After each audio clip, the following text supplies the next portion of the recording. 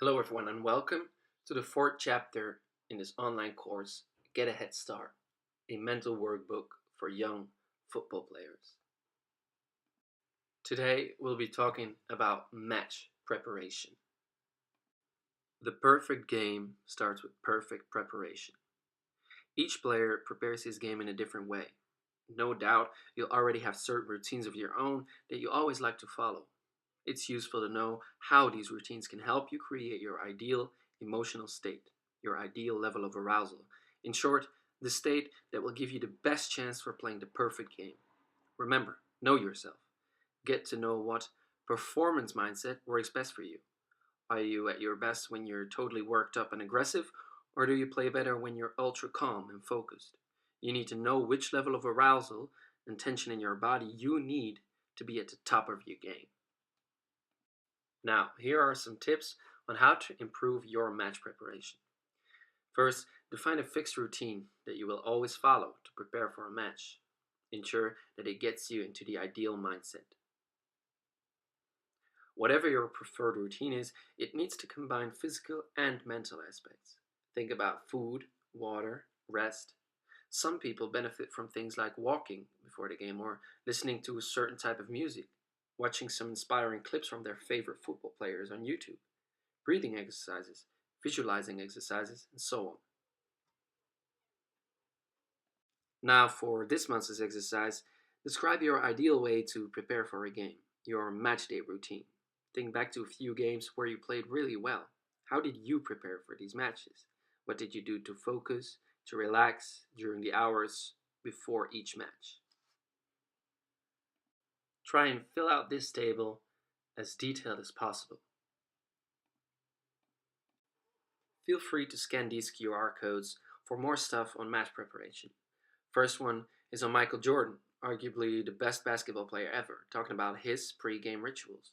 Second one is 442, a global well-known football magazine presenting some testimonials of famous players on how they prepare themselves for games. Now back to the week agenda. Fill it in as detailed as possible. Maybe look back at some objectives you wanted to work on last week. Did you succeed, or does it need some more attention? Ask your coach's advice on the matter, take it in, write it down, and work on it. Also reminisce on which particular things you learned that training, that day, or that week. Next up is our mental fitness assessment. Ties in nicely with this month's subject. Maybe a good pre-game ritual is going to bed on time. Match preparation works best when mentally healthy. Count up your score and divide by 7 to get your weekly score. Nothing new here. Also evaluate the game you had on the weekend. Were you satisfied with your performance? What aspects of your in-game performance are linked with match prep? Think about that as well. Peep the interesting quote on the bottom of the page as well. If you fail to prepare, you prepare to fail. And by now, you'll know what to do here. Fill in your weekly mental fitness scores into the table below.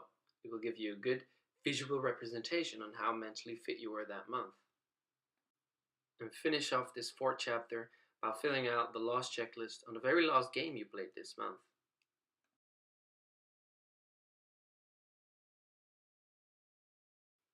Now, on to the fifth chapter. Fifth chapter is going to be all about winning.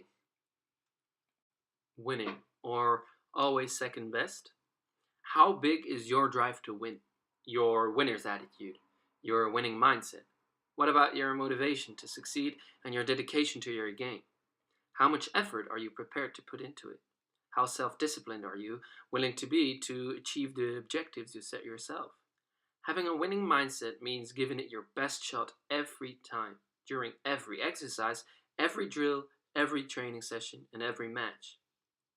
It also means bouncing back whenever you happen to be on the losing side, and above all, it involves rising to the challenge of delivering a top performance even under enormous pressure. How to recognize a winner. Winners clearly display the appropriate behavior in everything they do. Mind your attitude, even when you're coming out of the changing rooms, and especially when your coach is delivering his pre-match talk. Dragging your feet when you walk or slouching in your chair might seem cool, but to a football coach, they are nothing more than the outward signs of a lack of mental focus. Try and read the biographies of famous athletes, both in football and in other sports. The one thing that they all demonstrate is that an unshakable self belief and persistent hard work are the most important factors for achieving personal goals. Act like a winner on the pitch. Success results from a combination of the right mindset and the right attitude, and of course, the correct physical condition and preparation. The attitude and behavior that you display will have an impact on your game, so make sure they are positive.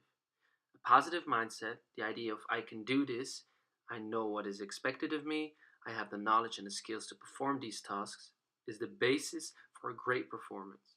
That's this month's exercise. Try to complete the table below, describing which behaviors are clear indications of a winning mindset and attitude, which behaviors indicate the opposite. However, don't just leave it here. Ask your teammates for their opinions. A silent defensive midfielder who cleans up all counterattacks might be considered a loser for not talking on the pitch, but to himself, he's a winner. Interesting conversations can come up, so try and have them. These QR codes can be scanned for more stuff on the winning mindset.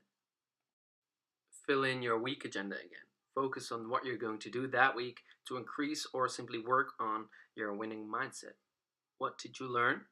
What was your best moment or moments of the week? Ask advice from your coach or others. What are their thoughts on your will to win? The team's winning mentality. Carefully fill out the mental fitness survey and count your score, followed by your match evaluation. And after 4 months, you'll surely know what to do by now. And finish off Chapter 5 by filling out your final checklist, a more detailed checklist on your last game of the month.